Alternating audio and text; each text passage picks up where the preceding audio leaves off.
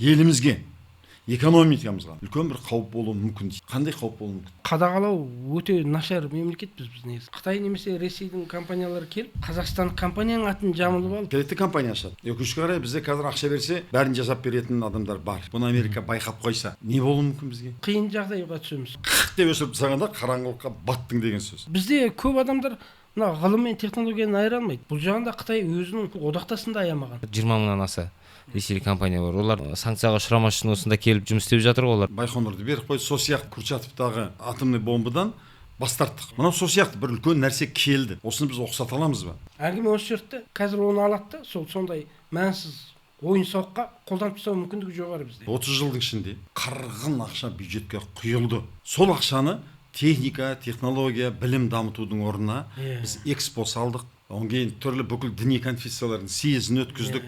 Содан кейін бәленбай спортқа, той тойлауға кетті. Соның орнына біз баяғыда іргемізді мықтап Израиль сияқты мұздай қаруланып ауыл шаруашылығын жетілдіріп алуға болушы еді. Біз ана байдың ақымақ баласы әкесінің қалған байлығын бір 5 жылдың ішінде ойнап, ішіп, жеп қойып, тотиып отырады ғой. Біз сол сияқты отырмыз. Бұл да мемлекеттің ақшасы.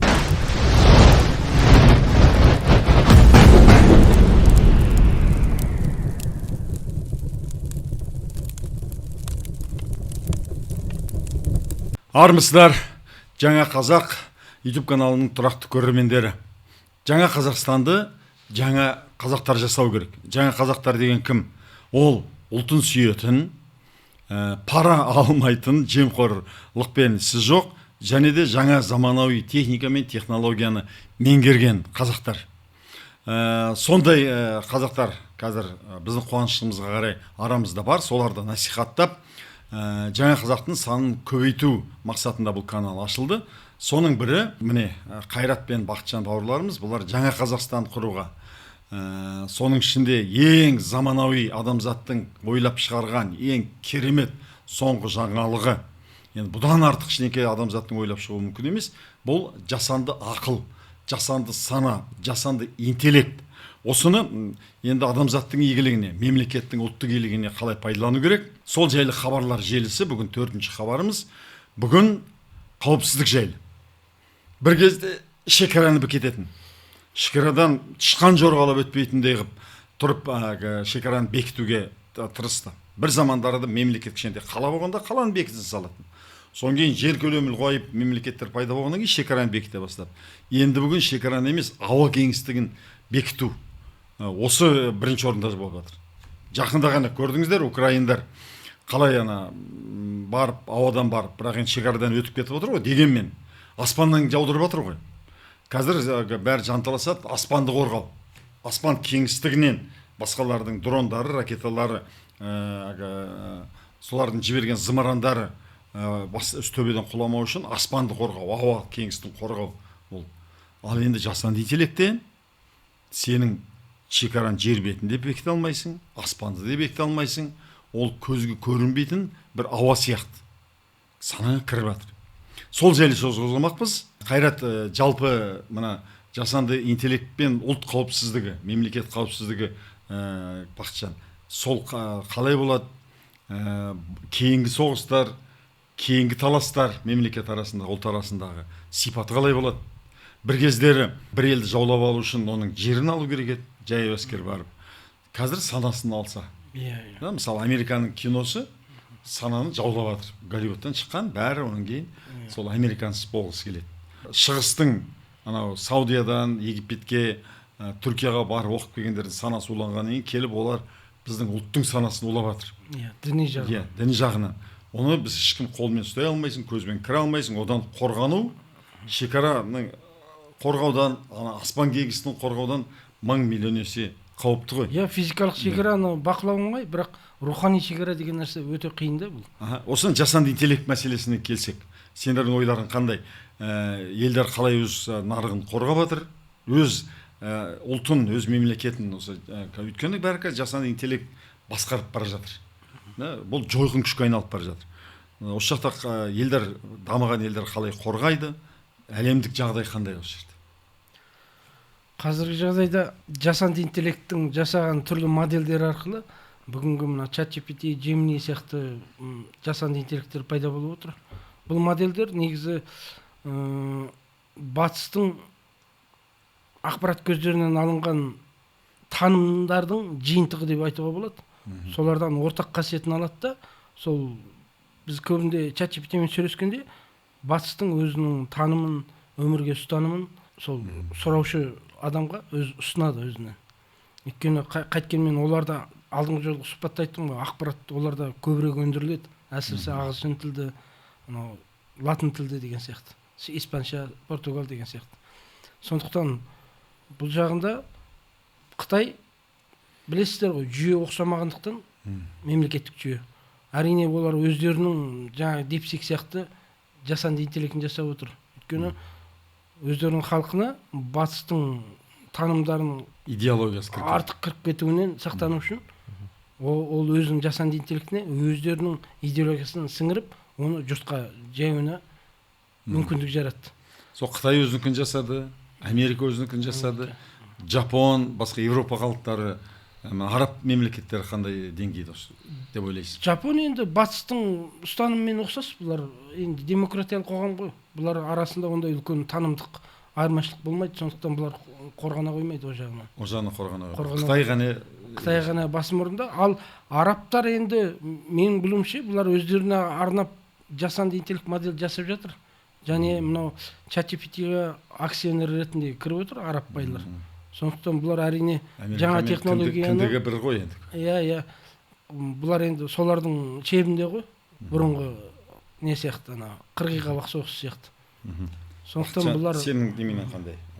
Жалпы жасанды интеллект ол өмірдің болашақта барлық саласына кіреді ғой. Жаңа Қайрат аға айтып отыр, мысалы бізде достарым Қытайға барған кезінде DeepSeek-тен, ол жерде білесіз, интернетте көп нелер, батыстың нелеріне кіре алмайсыз, WhatsApp мысалы немесе басқа бір қолдана алмайсың әлеуметтік желілерін.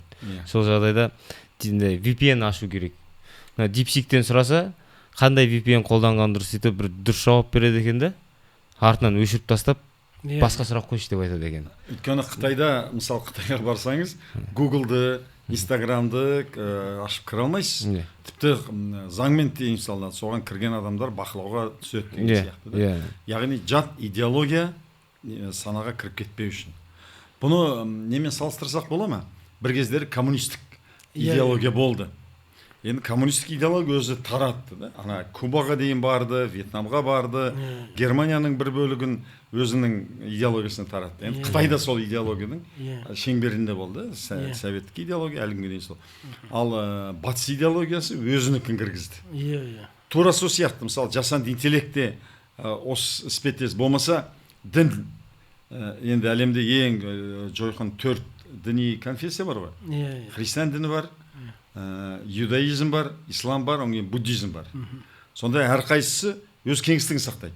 Былайша айтқан кезде, қазіргі біздің біраз қазақ азаматтар әбден санасына дін тереңдеп кіргендер, ұлт жоқ, дін бар.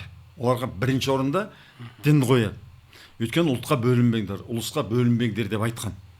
Сондықтан қазір қатын көйлек дейді ғой, ер азаматтардың кәдімгідей көлдеңдетіп қатын көйлек киіп жүргенін көрген кезде, Нұрсұлтан деген бір имамдарды көресің. Содан тағы Исмаил деген балсатқыш бар, кешке дейін қатын көйлекпен жүреді. Неге дегенде, санасына сіңген ұлттық киім, ұлттық бір ұстаным қазақ ұлтына тән. Бұдан кету керек те, жалпы бір тек қана ислам дінінің ортақ ұлтқа бөлінбеңдер. Сонымен ұлттық құндылықтарға, біздің домбырамызға, салтымызға, дәстүрімізге түгел қарсы шығып жатқаны сол идеологияда болған сияқты. Сол сияқты нәрсе ме? Әрине, тура сол сияқты. Мысалы, мен мұнда бір біздің дәстүрлі дін деп жүр ғой енді. Соған мына діни басқармаға бір беретін өтінішім, әрине діни басқарма емес, оны қабылдай қою екіталай, енді мемлекетке беретін ұсынысын. Құранды енді түрлі адамдар түрлі өзінің ойынша тәпсірлеп жүр ғой. Бұл жерде Арабиядан оқып келгендер басқаша тәпсірлейді, Египеттен оқып келгендер басқаша деген сияқты, Кувейттен, Сириядан деген сияқты. Бұл жерде ортақ бір стандарттық бір тәпсірлеу бір жүйесі жоқ. Мысалы, біз Құранға өзіміздің жасанды интеллектпен тәпсірлеу жүйесін орнатуға болады.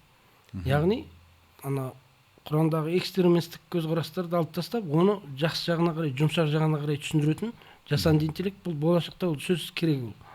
Қазірден бастап оны қолға алудың басты керек, өйткені түрлі адам түрлі тапсырлайды де, түрлі топтар пайда болады елде. Онен жік-жікке бөлініп, бір-бірімен айтысып дауласып жатады. Адам оның үстіне өзіңіз де көріп отырған шығарсыз. Осыдан 10 жыл бұрын қазіргі мына ұстаздар қандай ұстанды дейді, қазір қандай ұстанды. Барлығы мұртын алып тастап, сақалын өсіп жүргендер емес еді. Тап-таза болатын көбінің. Қазір не болды? Сақалдарын, мұрттарын алып тастады, сақалдарын өсіріп, ана бахавистік бағытқа қарай ауытқып қалғанын өзіміз сезе аламыз. Бұрынғы ұстанымдар өзгерді, адам өзгереді, бірақ жасанды интеллект өзгермейді. Сондықтан тапсырлау жүйесі әрқашанда мемлекеттің контролында болу керек. Бір өзекте, бір танымда, бір ұғымда болған. Бір ұғымда болған. Ал енді осының жасанды интеллектке қандай қатысы бар енді? Біздің тақырыбымыз, біз дінтанушы, дін тақырыбы емес, бірақ енді ұқсас болғаннан кейін халыққа түсінікті болу үшін. Иә, түсінікті болу үшін. Өйткені әлем осы жасанды интеллектті тапқырлау, жасанды интеллектті өмірде, бүкіл өндірісте, ғылымда, техникада, технологияда, саясатта, бүкіл өмірінің, былай айтқанда, сенің мына тырнағыңа дейін, кірпігіңе дейін. Сонда пайдаланғанда әлем жік-жікке өз үлкен бір немеге бөлініп жатыр да, әсіресе батыс әлемі мен шығыс болып да. Өзің идеологиясы бар. Ол идеология деген не? Сонда ол қалай бір, мысалы анау ислам, Құранды негізге алады, христиандар Библияны негізге алады, иудайлар Тәуратты негізге алады деген сияқты. Бұнда да бір тереңінде жатқан бір бастауы, бұлағы, негізі бар ма? Негізі. Қасиет кітап деген сияқты. Бұлардың негізі екі жақтылығы, бір саяси мүдде, енді бірі сауда, ақша, бизнестік мүдде ғой бұл жерде. Енді кішкене көрерменге түсінікті болсын, мен бір бұл әңгіме қайдан шығып жатыр? Мен бір тақырып оқып қалдым да, мынандай керемет сіздерге қазір оқып берейін. Достар, орысша жазыпты, содан кейін Қайрат енді орысшам нашар дегенге бұны мен қазақшаға жасанды интеллекттің өзін аудартып бердім. Достар, жасанды интеллект егемендігіне апаратын алғашқы қадам жасалды. Сүйінші дейді. Құттықтаймын. Ақжайық газетінің хабарлауынша, Қазақстан орталық Азияда алғаш болып жасанды интеллект фабрикасын AI Factory іске қоспақ. Бұл жоба америкалық Nvidia корпорациясымен серіктесте жүзеге асырылмақ. Бұл туралы ресми түрде Nvidia Developers сайтында жарияланды дейді. Үлкен қуанышты хабар. Жобаның бастамашысы Қазақтелеком акционерлік қоғамы.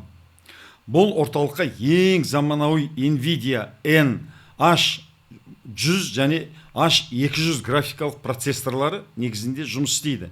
Және Nvidia AI Enterprise бағдарламалық платформасын қолданады. Оның есептеу қуаты 56 петофлопстан асады. FP16 форматында. Бұл бізге ештеңе айтпайды дегенмен. Бұл ел ішінде ірі тілдік модельдерді үйретуге және үлкен деректер мен аналитикалық жұмыс жасауға жүргізуге жеткілікті. Үкіметтен кеткеннен кейін ешқандай саяси ресурстар тартпай-ақ таза коммерциялық шарттарда және IT қауымдастық арқылы суперкомпьютерлік кластер құруға күш салам деп өзіме уәде бердім. Міне бүгінде Қазақтелекомда таза коммерциялық форматта Nvidia мен H200 чиптерін жеткізу туралы келісімге қол жеткіздік. Бұл 56-та 4 петафлопс. Гуглдамай-ақ қойыңыздар. Бұл өте үлкен көрсеткіш. Биыл жазда іске қосамыз. Бізге сәттілік тілеңіздер, деді Қазақтелеком басшысы Бағдат Мусин. Бұл маған бір керемет жақсы жаңалық сияқты, жерден 7 қоян тапқандай Қайратқа жіберем. Қазақстанда жасанды интеллекттің анау негізіне, былайша айтқанда бұл олардың қасиетті кітабы дейік. Бәрі сол қасиетті кітаптан алыну керек. Бәрі негізге соған барып тіреледі ғой. Сондай бірден ашылып десем, Қайрат тура аттандай бастады. Аға, бұның артында ешқандай қуанатын ештеңкесі жоқ. Бұл бізге Қазақстан үшін керемет жақсы жаңалық емес, керісінше менің жүрегім күпті, бұның артында бір қауіп бар дейді. Елімізге, экономикамызға, мемлекетімізге үлкен бір қауіп болуы мүмкін дейді. Қандай қауіп болуы мүмкін? Мысалы, бұл сатып алған H100, H200 сияқты графикалық есептеу жабдықтар, бұл тікелей AI модельдерді жасауға арналған физикалық құралдар бұлар. Бұлар негізі қазіргі сәтте бұл стратегиялық ресурсқа жатады. Бұрынғыдай емес, бұл кәдімгі ауыл шаруашылық, болмаса ғылыми зерттеулерге пайдаланамын десең, Америкадан сатып алып ақ қолдана беретін ресурстарға жатқызылмайды қазір. Былтыр Байден жаңа саясат шығарған, мына AI есептеу жабдықтары жөніндегі шектеме саясат. Мұнда қазіргі бар елдерді 3 топқа бөлген.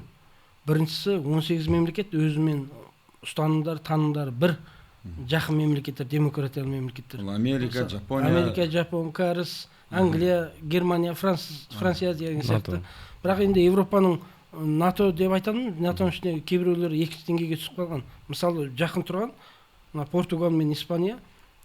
Испания бірінші деңгейде, бірақ Португал екінші деңгейге түсіп қалған. Екінші деңгейде шамамен 120 мемлекет бар, оның ішінде біз кіреміз. Бұларға AI-дың, жасанды интеллекттің есептеу жабдықтары, графикалық чипсеттер сатылуына болады, бірақ шектеме бар. 50 мың дана ма, солай естіген мен. Шектемесі ең жоғары, сондай ғана. Ал үшінші деңгейдегі мемлекеттер бар. Бұл қазір тіке Америкамен, тіке немесе жанамалай треске түсіп жатқан мемлекеттер. Мына Қытай, Ресей, Иран сияқты мемлекеттер, сосын анау экстремистік мемлекеттер деген сияқты. Бұларға сатылуға мүлдем тыйым салынған. Корея сияқты. Бұларға мүлдем тыйым салынған. Мен қазір бұл хабардан енді қауіптеніп отырған, секем алып отырған бір жайтым, біз бұл IT саласында қадағалау өте нашар мемлекетпіз біз негізі. Мысалы, біз оны алып келдік, жаңағы Қазақтелекомға қолданысқа берді деп отыр. Қазақтелеком енді ол коммерциялық компания, енді олар серверде жалғанатты, ол сөзсіз сен келіп, олар Америкадан алған графикалық жабдықтардың қасында отырып қолдану қажет емес оны. Оны алыстан интернетпен арқылы пайдалана беруге болады. Мысалы, әңгіме бізде Қытай немесе Ресейдің компаниялары келіп, Қазақстан компанияның атын жамылып алып, осында өздерінің жаңағындай ірі тіл, жасанды интеллекттің тіл модельдерін жасауыма мүмкін, компьютердің көру жүйесі, мысалы, дрондардың, танктарды, соғыс ресурстарын, адамды айыра білетін, анықтай білетін көру жүйелерін, моделін жасауға жұмсады ма, оны біле алмаймыз да. Бұл жерде мемлекет қадағалауға алу керек бұны. Өйткені ертең оны Америкадан алған жабдықты Америка қарсы мемлекеттердің күшін арттыруға қолданатын болсақ, онда біз екінші деңгейден үшінші деңгейге бірақ түсуіміз мүмкін. Үшінші деңгейге түстің деген сөз, яғни бұл немене қарапайым қазақтың тілімен түсіндірген кезде жасанды интеллектті іске қосу үшін оның жасалған жаңағы моделі бар ғой, да, жаңағы NVIDIA. Соның көмегінсіз сен жасай алмайсың. Ол оның миы десе болады. Сол миына жалғасасына бірдеңке жасайсың. Сол ми, мына батыс елдері, Америка өзі, оған қыруар ақша, бұл бір күнде, бір жылда жасалатын дүние емес, ол жылдап жасалған, миллиард салған ақша, оның сервері тұр. Соған кім жалғанады, соны пайдаланады да, өзінің бір қару жарағын, басқа бір құрылысқа керек, тағы бірден керек нәрселерін жасап шығарады. Мынаның есебінде. Осындай тура миды Қытай өзі жасап жатыр. Өйткені Америка оған бермейді. Егер берсе, ол Америкаға қарсы бір дүниелер жасауы мүмкін. Американың өзі ішкі қауіпсіздігін біліп қою мүмкін. Иранға да бермейді, мысалы, Ресейге бермейді. Түбі қауіптенеді. Демократиялық ел емес деп. Бұл жағында біз біздікен Қазақстан соның неменесін бір жалғанып отыр дейді. Мынандай бір сымды жалғақ қойды, кабель жалғақ қойды. Енді айтады, Қытайға беруге болмайды. Бірақ Қытайдың компаниялары Қазақстаннан келетті компания ашады. Өкінішке қарай бізде қазір ақша берсе, бәрін жасап беретін адамдар бар. Айталық, бір Секен Бекен төлеген, болмаса Сәлима Халимаға үйленеді, соң компания ашады. Компания ашады, біздің жаңа Халима барады, ананы тіркелі болады. Соң кейін Қытайдың отандық өзінің кәсіп ретінде. Соң кейін Қытайдың адамдар келеді, жалғанып алып, соң кейін жаңа Американың талабына сай келмейтін, тіпті Америкаға, батыс елдеріне қарсы бір дүниелер жасап шығару мүмкін. Бұл олар үшін үлкен қауіп. Бұндай жағдайды біліп қойса, қадағалау мүмкін емес бұны, да? Қадағалау мүмкін. Қазір қадағалауға шамамен бірінші деңгейде қалай қадағалау керек? Бірінші мынау серверлер, есептеу орталықтарын, оның интернеттегі орнын қадағалау керек. Қай IP адресте? Екіншісі, оның физикалық адресі анық болу керек. Үшіншісі, оның қолданылған мамандар, қолданып жатқан мамандар сұрыптаудан өту керек. Бұл өзіміздің отандық мамандар ма, жоқ әлде мысалы біздің белгілі бір университеттермен бір тақырыпты зерттейміз деген мақсатпен, сол мысалы қазіргі сияқты Иә. Сонда Қытайдан келген зерттеу ортақтарын ашады да қазірдің атымен бір есептеу нелерін сұрақтарын беруі мүмкін. Ресейден келген. Ресейден келген деген сияқты. Біріккен зерттеу ортақтары деген сияқты. Сондай аттармен қолданып кетуі мүмкін. Және қандай мақсат қолданып жатыр бұл? Мақсаты маңызды. Соның бәрін былай бақылау үшін оған да күшті мамандар керек. Оған күндіз-түні көз ілмей ананың қарап отыру керек. Не қайда қолданып жатыр? Бұл әзірге бізде сондай қадағалау мүмкіндігіміз жоқ десе болады, да? Қадағалау мүмкіндігі бар. Жаңағы мен айтқан соны жасап жатқан жоқ шығар деп ойлаймын. Меніңше қазір ол жағы осал. Өйткені бізде көп жағы, мысалы, қазір тек қана бұл жаңа мен айтқан мынау Қазақтелеком сатып алған ол графикалық жабдықтар, бұлар өндірістік мақсаттағы графикалық жабдықтар. Америка әуелі тұрмыстық жабдықтар, мысалы компьютерлік ойындарға арналған график, оларға да Қытайға шектеу жасады. Мысалы жаңадан шыққан 50-90 басында шыға салған кезде Қытайға мүлдем сатуға болмайды деді де, оның піштірілген түрі болды. 50-90D деген. Артынан 50-90D онда сатылмайтын болды. Осы жақында шыққан не бойынша. Әуелі ойын ойнайтын құрылғыларды әскери мақсатта қолданып кетуі мүмкін деп онда шектеп тастады. Осыдан 4-5 жыл бұрын шыққан анау 40-90 деген түрі болатын. Онда шектеп тастады Қытай. Яғни бұл өндірістік график карталарға емес, әуелі тұрмыстық деңгейдегі график картаны да шектеп жатыр. Бұл енді бір кездегі Совет одағы мен қырғиқабақ соғысы болды ғой. Сол кезде мемлекеттер ақырын өз шебін таңдады ғой. Не Совет таңдайсың, не Американы таңдайсың. Қазір қайталанып отыр. IT саласында. Бір кездері атом бомбасын жасаймыз деген кезде үлкен баяғы кім бірінші жасайды екен? Жанталас басталды. Сонда өтірік Хрущевтің айтқаны бар, біз жасақ қойдық, біз айға ұшып кеттік деген сияқты. Айға кім ұшып барады, жоғарыдан бір төбеден шабуыл жасайды деген сияқты қорқыныштар болды. Атом бомбасы кім бірінші жасайды? Сталин бізде бар деген сияқты оның бір сондай аңыз әңгімелер бар ғой. Сонда кім бірінші бұл керемет үлкен қаруды жасайды? Сол мысалы Американың қолында солар бермеуші еді. Кезінде үлкен шпиондар, барлаушылар барып соны зерттеп, ғалымдар дұрдап әкеп, соның ішіне кіріп кеткен үлкен жағдайлар болды ғой.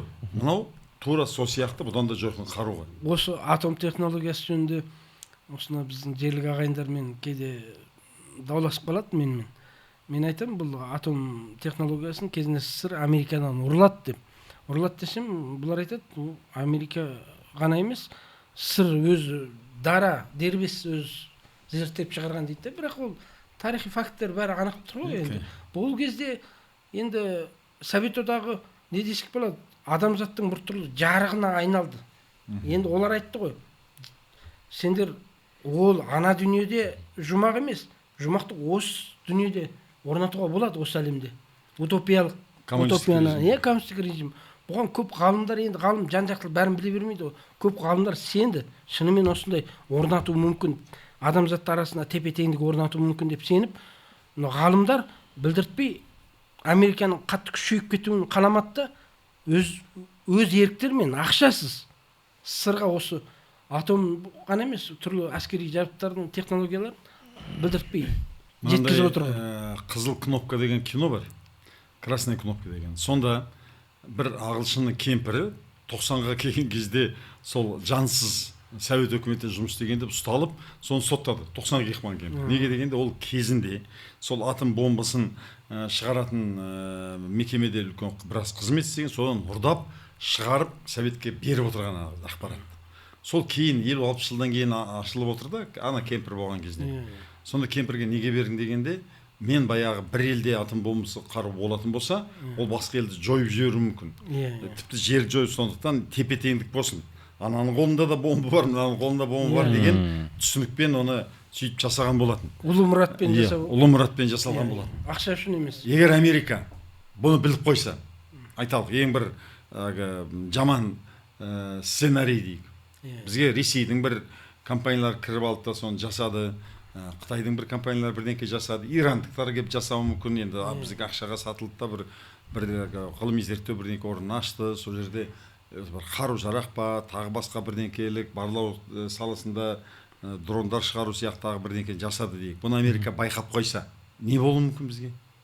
Байқап қойса, онда төте санкцияға ұшыраймыз, үшінші деңгейдегі. Өйткені бұл тек қана IT саласында ғана емес, бізді бұл басқа салалар қалай өршиді. Мысалы мынау энергетика сияқты біз мұнайды батыстың технологиясымен қазып отырмыз ғой негізінен. О жағына қарай өршіп кетуі мүмкін. Бұл қиын жағдайға түсеміз. Одан біздің болашақта мынау жасанды интеллектті дамуымыз болды бір жолда үзілді деген сөз. Енді санкция дегенді әркім әртүрлі түсінеді. Санкция деген бәленбай мемлекеттің адамдарын шетелге шығармай қою, тағы затын кіргізбей қою деген сияқты. Санкцияның басқа жойқын күштері жетеді. Өйткені ең бастысының біреу білімнің кілті тұр ғой қолында. Сен есігін ашып білімнің кілті тұр. Сол кілтті жауып тастайды. Болды, артта қалған үшінші деңгейдегі мемлекет болдың деген сөз. Мысалы, мұнай барлау саласы, технология даму саласы, жердің басқа қазба байлығын алу, басқа технология жасау, аналар бітіп деп ананы жауып тастаса, блоктап тастаса, онда шаруаң бітті. Бүкіл экономикаң артқа қарай құлдырады. Сен экономика саласында, қауіпсіздік саласында, білім жетілдіру, ғылым саласында бітті. Сен бүкіл, мысалы, шамды өшіріп тастайды ғой. Рубилинг тексетті, шамды өшіріп тастайды. Біреу ана көршіңмен бір жақта свет алып отырсаң, шамды өшіріп тастайды, қараңғылықта отырасың. Сол сияқты ана қық деп өшіріп тастағанда қараңғылыққа баттың деген сөз. Әрине Қытай оған қарамай-ақ өзі енді дамыған, техникалық дамыған, ол өздерінің генераторын жасап алады да, өзі шамын жағып отыра береді. Біз қараңғылыққа мүлдеп батып кету қаупіміз бар. Солай ғой. Ондай жағдайда мысалы біз батыстан санкцияға ұшырайтын болсақ, бүгінгі Қытайдан сатып алып отырған арзан жабдықтарын олар да өсіріп алады. Осы орайдан пайдаланып, сен Қытайдан басқа ешкімнен ала алмайсың ғой. Батыстан алатын мүмкіндігін кесілдің, болды. Бізде көп адамдар мына ғылым мен технологияны айыра алмайды. Ғылым ортақ болады. Жаңа шыққан ғылым байқаулардың барлығын Американың зерттеу ортақтарынан ол бөлшеді, адамзаттың ортақ жемісі деп оны бөлшеді. Бірақ технология ұқсамайды. Технология деген сен жаңа ғылыми байқауды қалай іс жүзіндік бір жабдыққа, тұрмысқа қолданылатын жабдыққа айналдыру басқаша.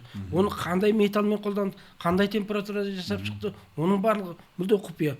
Мысалы, жаңағы сіз айттыңыз ғой, егер Қазақстан осы мына график жабдықтарын мына Иран, Қытай, Ресей сияқтылар пайдаланып келсе не болады деп. Бұл жағында Қытай өзінің дәстүрлі одақтасын да аямаған. Мысалы 80-ші жылы анау Toshiba деген Жапонның мықты компаниясы болды. Қазір құлдырап кетті ғой. Ол советке сүңгуір кемелердің ана құйрығындағы қалқаншасын өңдейтін станокты Американың рұқсат сатып отыр. Сатқаннан бұрын ана теңізде дүрілдеп оны неше жүз километрден естіп, 1000 километрден естіп алатын мүмкіндік бар болатын. Кенет бүкіл советтің сүңгуір кемелері үнсіз болып кеткен. Бұл зор қауіп төндіріп отыр ғой. Негізі қазір мынау Samsung емес, негізі егер сол кездегі Жапон сондай технологияны мынау қарсы шепке сатпаған болғанда, Samsung емес, Sony телефон Samsungның орнында мықты деңгейде болар еді. Қазіргі чипсеттер қарсы емес, Жапония ұқсайды. Жапон санкцияға ұшырады. Содан бастап бұның чипсетті өндіру ана технологиясынан марқұм қалды Америкадан. Сондықтан бұл әшейін Nvidia 100-200 келді, жаңа бір технология келді деп қана қоймау керек. Бұны біз ұстай аламыз ба? Бұл мысалы қазақ, біз Байқоңырды беріп қойды, сол сияқты біз атомный, мына Курчатовтағы атомный бомбадан бас тарттық. Сонда кейбіреу айтады, ұстап отыру керек еді. Ол бір көлік емес қой, самолет емес, бір жерге ангарға тығып қоятын. Оны бақылау үшін, оныған қызмет жасау үшін үлкен бастар, үлкен қаражат керек. Ананы ұқсата алмай ертең жарып аламыз деген немене, оны шама қызмет жасауға, оны жасаудан кейін амалсыз Ресейге қайтарып беруге мәжбүр болдық. Оны біз қорыққаннан, басқа бір мырзалығымыздан бірдеңе бере салған жоқпыз ғой. Батыс пен екі жақтың қыспағына ұшырадық қой. Қыспағына ұшырады. Және оны мен мамандармен сөйлескенде, ол деген жойқын нәрсе, оны жарып алмай, оны бақылап, оны ұстап отыру үшін үлкен қаржы, ресурс, мамандар керек. Мынау сол сияқты бір үлкен нәрсе келді. Осыны біз ұқсата аламыз ба? Осыны ертең өзімізге пәле болып жүрмей ме? Ұқсатамыз ба деп айтып отырсыз ғой. Міне мен тағы бір мүмкіндікті айтайын. Біздің қазақтар бір ана шоуға қатты қызығатын халықтарда жаңағы графикалық мықты нелер келді ма? Оны біз ғылыми зерттеулерге қолданып жатырмыз ба? Өзіміздің жасанды интеллекттің модельдерін жасап жатырмыз ба? жоғалды оны видео жасап, мысалы Шыңғысханды шығарып сөйлетіп қойып, ана мынау соның өзін бір керемет технология деп ойлайды да, апарып сондай мәнсіз дүниелерге жұмсап тастай ма? Әңгіме осы жерде. Мен қорқатын, қазір оны алады да, сондай мәнсіз ойын сауыққа қолданып тастау мүмкіндігі жоғары бізде. Негізі мен алдыңғы жолда сұхбатта айттым ғой, бізде ақпараттық жаңағындай ақпараттық өнімдерді арттыруымыз керек интернеттегі. Мысалы өзіміздің жасанды интеллекттің негізіндегі аударма жүйесін жасап, қазір Американың, батыстың бүкіл ғылыми мақалаларын қазақ тіліне қателіксіз аударатын бір жүйе жасасақ, соған пайдалануға болады қазіргінен. Сонда қазақ тілді контенттер мен қазақтардың өресі арта түседі. Өйткені интернетте сен орысша іздемесең таба алмайсың ғой ол ақпараттарды. Ең жаңа ғылыми байқаулар деген сияқты. Ағылшынша білсең, тіпті де орыс тілінен жоғарында тұрасың. Біз жаңа модель жасасақ, аударма жүйесін, болды, сен басқа тіл үйрену қажет жоқ. Қазақ тілімен ақ ең жаңа ғылыми жетістіктерді оқып біліп үйрене аласың. Былайша айтқанда қазақтың игілігіне пайдалану. Мен мысал ретінде, мен халыққа түсінікті болу үшін қарапайым бір мысалдармен түсіндіргенді жақсы көремін. Сізге түсінікті болу үшін айтайын, 30 жылдың ішінде Қазақстан 91 жылы іргесін Ресейден бөліп шыға салысымен Совет үлкен зор мүмкіндік пайда болды. Мұнайдың бағасы шарықтап өсті. Қырғын ақша бюджетке құйылды. Сол ақшаны техника, технология, білім дамытудың орнына біз экспо салдық. Одан кейін түрлі бүкіл діни конфессиялардың съезін өткіздік. Содан кейін бәленбай спортқа, ана велоспорт, футбол, штангистер, ережес, жекпе-жек, қырғын ақша, адамның ақылына сыймайтын ақша соған кетті, той тойлауға кетті.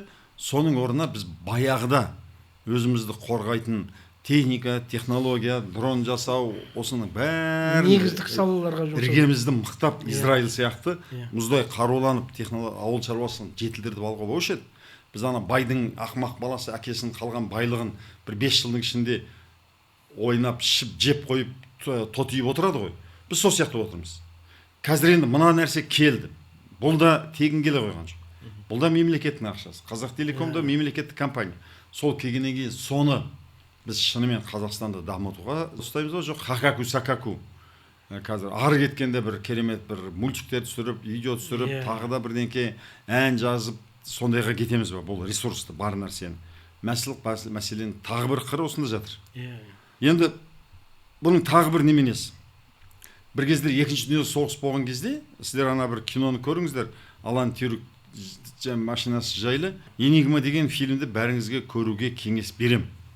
Өйткені екінші дүниежүзілік соғысты кім ұтып алды дегенде түрлі енді біреу айтады, біздің қазақтар да ана 28 Панфиловшы Москваның іргесінде соғысып, қанқұйлы соғыста шыдап берді, аз ұлттар соғысты. Оның бәрі бар.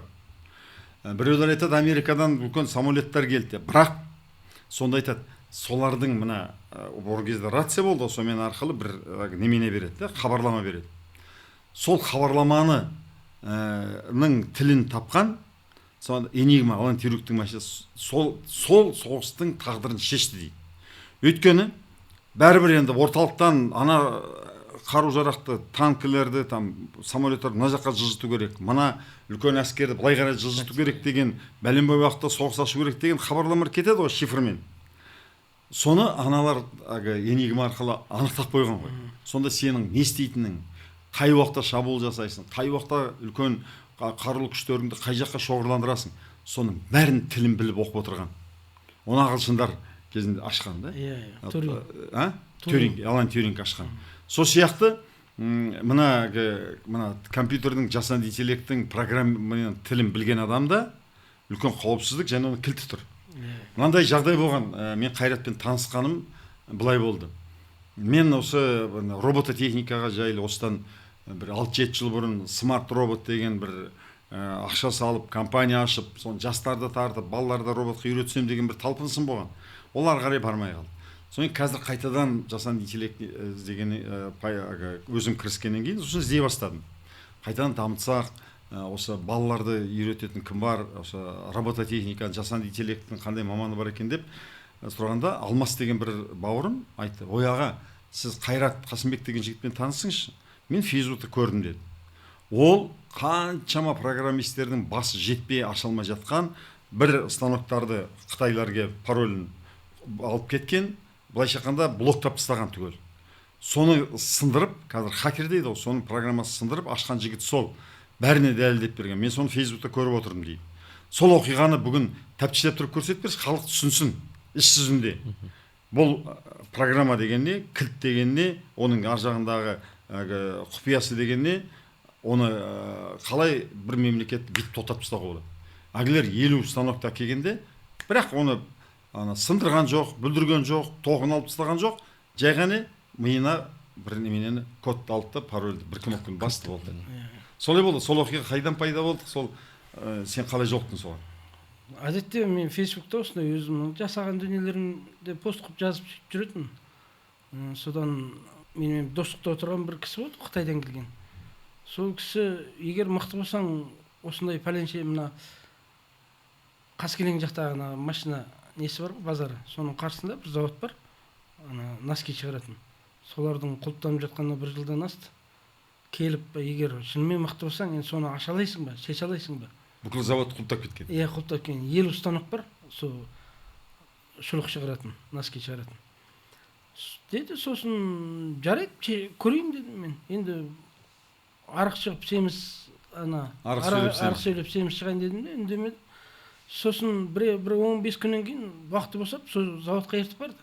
Ертіп барған соң, сол заводтың иесінің інісі ма біреу қарсы алды. Содан сәл кешігіп келді. Өйткені есікті ашып жатып, кілтін таппай сондай қиналды да, айтты, бұған талай адам келіп кетті. Шеше алайсың ба алды мен қазір құлыпты бұзам деді. Құлыпты шағам мен. Шеше алайтын болсам, мен айттым, оны көрмей қайтып айтам мен. Сыртта тұрып көрмеген дүниемді мен шеше берем деп айтсам болмайды. Сосын ертіп келді, ол жағында Фейсбукта видеом бар. Сіз былтыр карантин кезде келдіңіз ба? Карантин кезде, иә, бірақ? Иә, ең алғаш келген. Сізден кейін де 1000 адам келді ме? Мен 2 адам ғой мен. Сонда 1 жыл істемей тұрды ғой, пандемиядан бері. Қалай кетті? Тура сол кезде шықты ғой? Қытай кеткен кезде шықты. Қазір біреу де істемейді, мынаның барлығы парол ғой. Бәрінде бар. Содан бұлар айтты, Қытайлар мен істес жасағанбыз дейді. Басында сен жер дайындасаң, сондай Қазақ жағы жер береді, үй олар береді. станогқа келеді. Иә, налог анау-мынауның бәрін төлейді. Олар Қытай жақтан келген Қытай саудагер, біргейік осында шұлық заводын ашайық. Станокты мен қамдаймын, сен жер мен налог анау барлығын коммерция жағын сен істейсің деді. 3 жыл мен пайдасын көрейін де, болды жабдық сенікі. Таза ашып кетемін деді. Қытай айтып отыр. Иә, Қытай айтып отыр. Содан 3 жылға таяған соң ортада пандемия болды ғой. Сол сәттерді ковид кездерінде, сосын бастық өзі көп келмеген соң, сол жерде меңгеруші болған, сонымен бірігіп Қытай астасып мына заводты тегін бере салмай, өзіміз меншіктеп алайық дегендей неге ғана ұқсайды. Арам ой келеді ғой. Арам ой келеді ғой. Жерлік өзіміздің қазақтар және. Сол Қытаймен бірігіп 3 жылдан кейін лақтырып кету дейді ма, бізде лақтырып кету дейді ғой, лақтырып кетіп болған ғой. Содан бұл кісі бермей қойған, онда мен құлыптай салам деген. Иесі. Өйткені бұл қалай жұмыс істейді? Мысалы, Қытай бастан-ақ ойлаған-ау деймін осыны. Өйткені бұл айтты, жұмыс басталғаннан кейін таңғалдым дейді. Заводтың иесі айтады, 15 күнде бір Қытайдан бір код келеді дейді. Сол кодты енгізсе, сосын барып жұмыс істейді. Әйтпесе тоқтап қалады. Қытаймен хабарласады, телефонында тұрады, телефоннан жіберіп береді, 50 станокқа бір-бірлеп енгізіп шығады. Сосын барып станок ары қарай 15 күн жұмыс істейді. Сосын ойладым, иә, мен білдім де, онда бұны бір паролмен ақ шеше қоятын дүние емес, бұл ішінде жүйесі өзгеріп тұрады. 15 күн сайын сұрақ береді. Сенің код жібер, әйтпесе ары қарай жұмыс істеткізбеймін деген жүйе орнатып қойған бұл жерде. Егер сен бір парол табатын болсаң, ұзағанда 15 күн ақ істетесің. Ары қарай жоқ. Оны кәдімгі ол кездегі мен есімде қалмаса, 10 орынды ма, 12 орынды код болды сол жерде. 12 орынды код. Соны толық енгізуім керек. егер мен постымда жазғам, есімде қалмады. Егер толық оны бір-бірлеп енгізіп шығамын десең, шамамен 5000 жыл ма сондай кетеді. 5000 жыл. 5000 жылдай кетеді. Яғни тек 15 күндік ақ жұмыс істете аласың. Ананы былай тересің ғой. Теріп шығып, қате мысалы. Бұл тек бұл жағын емес, бұл сақтанатын жері. Сен бір жол енгізсең, мына телефон сияқты істеп қойған. Бір жол қате енгізсең, 3 минуттан кейін енгізесің. 2 жол қате енгізсең, онда 10 минуттан кейін. 3 жол қате енгізсең, 1 сағаттан кейін. 5 жол енгізсең, онда күн, одан жылға қарай созылып кетеді. Яғни сен есептеуің 5000 жылдан ары қарай асып түскелі отыр. Содан арыстың енді жеңіл жолы бар дейді ғой енді. Ойладым да, мына бір техникалық ақау ретінде Қытайдың компаниясына айтып, бұлардың қалпына келтіретін программасын алайын деп ойладым. Жеңіл жолын. Сол станок шығарғандар. Станок шығардым. Сосын Қытайдың станок Қытайша білем ғой енді. Сосын звондап айттым. Телефон тауып алдың ғой. Тауып алдым, ана жабдығының астында тұр екен. Содан айттым, мен біздің мына жұмысшылар қате опрессиядан мынау осындай күйге түсіп қалды, құлыптанып қалды. Құлыптанып қалды демедім. Қосылмай тұр дедім, да. Маған заводский қалыпқа келтіретін программаны жіберіп бересің бе деді. Деп сұрадым оларға, ұсыныс айттым. Сосын олар күте тұрыңыз, онда анау жабдықтағы астына платада өзінің сериал нөмірі бар деді. Соны жіберші деді. Жіберіп бердім. Күте тұрыңыз деді. Сосын ілешелі жарым сағаттан соң хабарласты. Сіздікі құлыптанған жабдық. Иесі қазір қасымда тұр, шақырайын ба деп. Жабдықтың иесі Қытайда деп отыр. Сіз емессіздер ғой. Иесінің рұқсатынсыз аша алмаймыз деді. Ілешелі иесі звондап, ана мен Қытайдың WeChat деген, сен оны аша алмайсың деді. Ақшасын төлесін маған. Заводты сатып алсын деді. Осы жақтан кеткен қалай ғой? Осы жақтан кеткен. Заводты еселеп сатпақшы да бұл жерде тағы. Өзі 3 жыл істетіп алып, тағы анандай сатпақшы. Ниеті жаман да. Содан бұл жол тосылды ғой міне. Яғни сен содан ашып, ана заводтың ар жағында шығарған жерден ашып, паролін алып ашып бере салмақшы. Қалпына келтіретін программасы. Ол болмады, иә. Ол болмады да, ол жол кесілді. Кесіп тастады, ол ашпаймыз деп отыр. Иә. Содан қайттым. Жаңағы сіз айтқан енгіме есіме түсті да. Әрбір бұл кәдімгі кодты бұл цифрлап тастайды. Цифрлап тастап, бұл кодты Қытай жақ 15 күн сайын бір жіберіп тұрады ғой. Сосын бұрынғы істеген жігіттерді іздедім. Бар ма дедім. Қытайдың жіберген кодтары бар ма? Мен кодтарынан бастайын. Кодтарындағы ұқсастықтарды, математикалық ұқсастықты іздейін дедім да мен бұл жерде. Өйткені ол цифрланған ғой, айтқан мен бұл кәдімгі код емес. Жіберіп беретін бір файл болады. Код дегенде былай енгізе салатын емес. Файлмен енгізеді. Ол файл шамамен 1 мегабайттай сондай бар. 1 мегабайтқа білесіз ғой, бір Абайдың романы спокойно сиіп кетеді кәдімгідей. Яғни соншалық кодтың ішінен сен ең дұрыс 12-ні тауып шығуың керек. 12 бір жерде тұрмайды, тағы шашылып тұрады. Абайдың романы ішінен соны табуың керек деген сияқты. Одан да есе көп роман ішінен.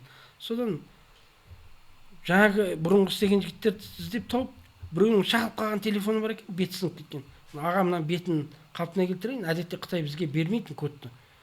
Қытай бір ортада Қытайға кетті, сол кезде кодты тіке мен телефоныма жіберген. Бір 3 код бар деді маған. 3 кодты сол өте маңызды болды да, ана ескі телефонның бетін қайта жөндеді. Ана кодты алдым да, сол кодпен жаңағы жүйені, чипсетті шығарып алып, чипсетке тікелей, енді оны айтатын болсақ, біраз техникалық жағына кетіп қалады. Сонымен Орталық мимен жаңа кодтың ортасындағы математикалық байланыстарды іздеп, шамамен 1 айдан асып кетті, 2 айдай осымен айналыстым. Сол кодтар жаңағы Туриннің істеген сияқты.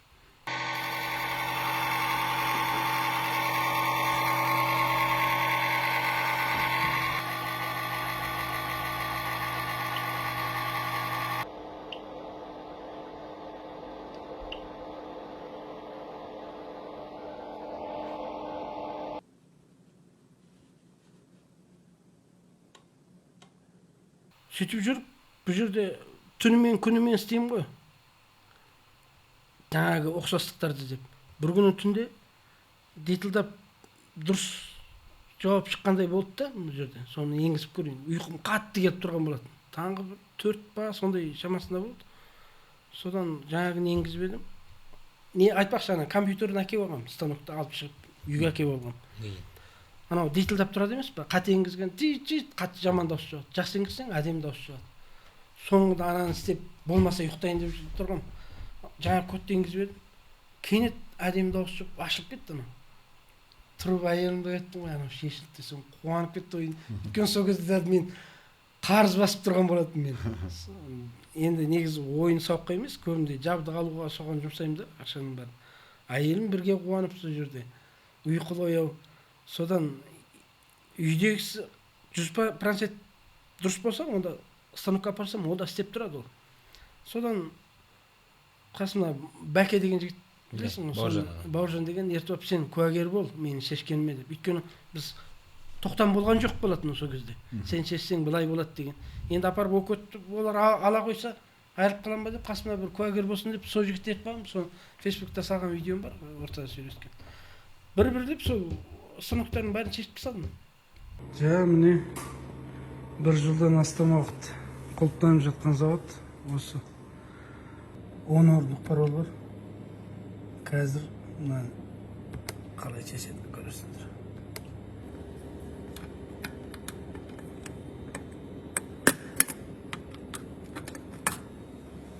Көрдің ба? 5091 жылы 2530. Свободно істеген жоқ. Ашылды не? Алла үйде болсын.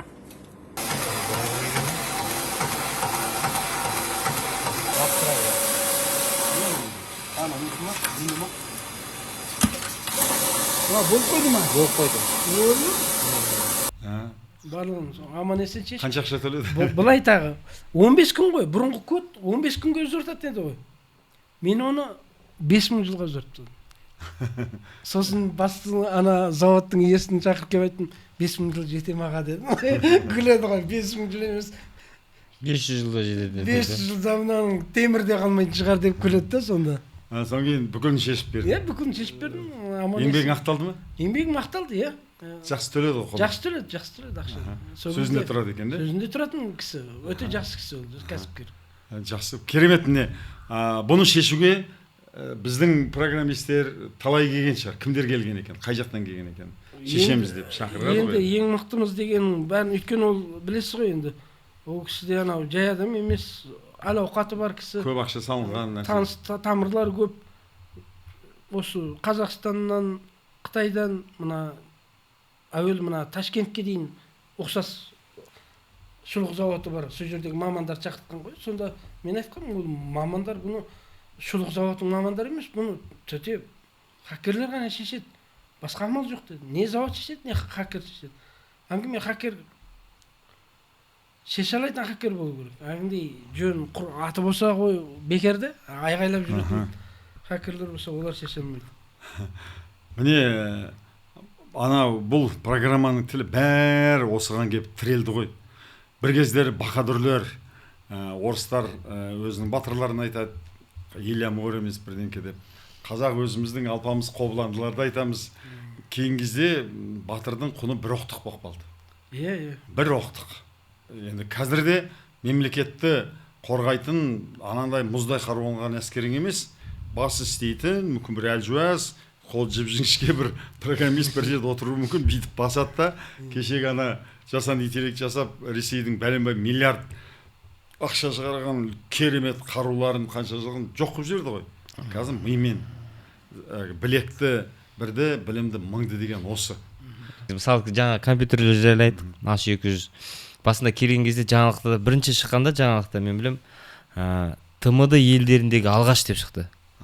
Кейін бір күннен кейін Орталық Азиядағы алғаш деді. Өйткені біз ТМД-да Ресей бармыз, басқа мемлекеттер бармыз ғой. Бірдестен алып, негізі сөздің шыны керек, ол мысалы бұл компьютердің пайда болғаны мынау недеке Украина соғыс басталғаннан кейін пайда болды бұл компьютерлер. Ал соғыс басталғаннан кейін Ресей Федерациясы санкцияға ұшыраған екен, ол компьютер мүлдем алу мүмкіндігі жоқ. Ол чиптерді дейлерді. Бірақ енді былай қарасаң сіздерге жаңа қауіпсіздік мәселесі ол өте орынды сұрақ. Өйткені мен де мынау Бағдат Мусиннің несін посттарын қарап отырамыз. Ол кісілер мысалы компьютер келгеннен кейін енді маман іздеумен әлек. Осымен жұмыс істей алатын адам бар ма? Бізге осындай команда керек. Мен кезінде прокуратурада біз кылмыстык жүйесін жасаган кезинде электронду бизде мен жанына тартып келген 3-4 адам қазір үлкен топ менеджер болып кетті. Сондай адамдар болашақта үлкен маман болам дегендер, келіңіздер, қолданыңыздар. IT трендке білімі бар деген адамдар іздеп жатыр да. Яғни бұл деген сөз, мына компьютерлер коммерциялық мақсатта қолданады. Біріншіден, екіншіден бұл жаңа қауіпсіздік мәселесінің бойынша ол компьютерде Ресей артында тұру әбден мүмкін деген сөз. Ресейлік компаниялар бізде Қазақстанда өте көп. Ресейлік компания 20 мың, мен қателеспесем 20 мың компания бар деді. Отандық деген Ресейден неге бері қарай келген компаниялар, релокация жасалған компаниялар 20 мыңнан аса ресейлік компания бар. Олардың бәрі қолдану мүмкіндігінде. Жалпы мынау InDriver компаниясы, InDrive, Арсен Томский бәрі бір азаматтығын алып болды Қазақстанның. Біз қарсы емеспіз, әлбетте үлкен алпауыт компания, бірақ ол санкцияға ұшырамас үшін осында келіп жұмыс істеп жатыр олардың бәрі. Бізге де бұл былайша айтқанда бір технологиялық бір ашылу мүмкіндігінде, бірақ жалпы Қайрат ағаның сіздердің айтып отқан мәселесі өте орынды, ол қауіпсіздік. Ертең біз мысалы ресейлік компанияға береміз бе? Ол қолдану мүмкін. Былайша Америкаға қарсы шықтым деген сөз ғой. Алпауыт ел бүкіл әлемді өзінің технологиясымен, техникасымен басқарып отырған. Осы жерде басқарған кезде тек қана самолет ракет емес, бұл программа, код, осымен басқарып, кілтін бүкіл ұстап отырған мемлекетке Америкаға қарсы шықса айтады, сендер не істеп отырсыңдар? Мына біздің санкцияға ұшыратқан елдерге сендер арқылы мынаны жасап отырсың ба деу, онда бітті. Американың сенім мәселесі бұл. Американың қаһарына ұшырадың, сенім мәселесі. Сондықтан көбі үйде отырып кіжінеді. Ой, немене қорқамыз, ол Америкадан немене қорқамыз деген сияқты. Ресейден немене қорқамыз? Ресейден қорқасың, КТК деген бар. Каспий трубопроводный консорциум. Қық деп жауып тастайды, бюджетің 0 болады да қалады. Өйткені 60-70% бюджет мұнайдан түсіп отыр, мұнай сатқаннан. Ал мұнай Ресейдің территориясымен жүріп отыр. Сондықтан, ана орыс үйтем деп сен білегіңді үйден сыбанып отырсың, ана жақтан бүйте салады. Былайша айтқанда ауырып жатқан адамға оттегін етіп қойды, ана бүйтіп крайник өшіре салса болды, тынысың бітеді де қалады. Оның де өшіріп тастайды. Сондықтан бұл жерде құр кеудеге, құр дарақылыққа, таңғазаға салынбай, адам кішкене басын істетіп, ары қарай әлем қайда кетіп барады, ғылым қайда, технология қайда, соны білген дұрыс. Солай ғой? Біз үлкен алпауыт Қытай мен Америкада жоқ компьютерді алып алып біз қалай жүреміз деген қызық болып отыр да негізі. Өйткені оларда жоқ, енді Қытайда бар деп есептеймін мен өзім. Қытайда бар ол нелер, компьютерлер. Ескі түрі бар. Ескісі, жаңасы енді орталық Азияда деп айтады. Ең үлкені осы. Олар тақты Америка тоқтатам десе тоқтата алады. Сондықтан біздің осыны көріп отырған көзі қарақты адамдар, депутат, ағайындар, осыны білсеңіз, ана биліктегі осының шешімін шеше алатын, осыны қадағалауды біреуге тапсырып, ұлттық қауіпсіздік комитеті, КНБ, тек қана немен қадағаламау керек қазір. Наркотик, басқа немен ғана емес, осы міне қауіпсіздік. Солардың құлағына жеткізіп, құлағына алтын сырға деп атады ғой. Президенттің назарын, парламенттегі министрлердің, депутаттардың назарын осыған аударса екен дейміз. Өйткені міне осыны саланы жақсы білетін, осы саламен айналысып жүрген мамандар айтып отыр. Былай қарағанда әшейін бір жаңалық, оған бүйтіп қарадық. Менің өзім осы салаға кішкене жақындап жүрсем де, мен осыдан анша үлкен ар жағында бір бұның қаупі бар екенін сезіне қойған жоқпын. Қайрат телефоннан аға мынау деп қайта айтып алғаннан кейін айттым, осыған бір хабар арнайық. Ана биліктегі адамдарға, еліміздің қауіпсіздігіне жауап беретін адамдарға жеткізейік. Солар бұнымен айналыссын. Бұны қызғанып отырған жоқпыз. Қарабасымыздың қамын ойлап отырған жоқпыз. Елдің қамы, елдің қауіпсіздігі, сіз бен біздің отанымыздың, ұрпақтың қауіпсіздігі. Соны бәрлеріңізге кішкене ескерту. Ал енді жігіттер, бүгін уақыт тауып келгендеріңе көп рахмет. Халықты ағартушы дейді ғой. Бұл ағарту халықты мына саяси емес, технология, техника жағынан сауаттандыру. Ал ол саясатпен өте шек қарыны бірге біте байланысып жатыр да.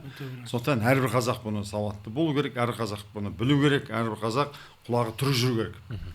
Енді келесі хабарларымыз енді нақты осы саланы дамыту үшін қазақ не істеу керек, мына жігіттер не істеп жатыр, жалпы мемлекет не істеу керек, әрбір қазақ баласын қалай оқыту керек, оған қандай программалар керек деген нақты іске арналған хабарларды жүргіземіз. Сіздер ана қоңыраушаны басып қойыңыз, бізде жаңа хабар шыққан кезде соны көресіз.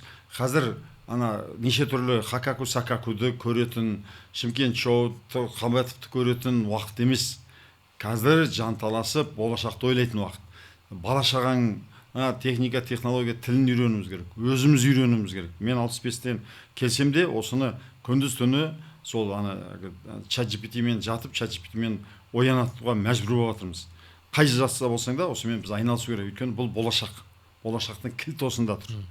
Сондықтан сіздер сериал көруді, басқа бір некелерді көруді тоқтатып, соларды ары бері WhatsApp-қа, ортақ чаттарға тарата бермей, осындай елдігін, бірлігін, болашағын, экономикалық қуатын талқылайтын, соны насихаттайтын хабар осы жерде болады. Осыны таратуға сіздің қосқан үлесіңіз сол болсын. Лайк қойып, комментарий қойып тарата жүріңіз. Елге жаңа технология әкелуді, соны насихаттауға сіздің қосқан үлесіңіз, жасаған еңбегіңіз сол. Келесі хабарда кездескенше сау саламат болыңыз. Жаңа Қазақстанды жасайтын жаңа қазақтар көбейе берсін. Соны осы көріп отырған сіз де соның қатарында болыңыз.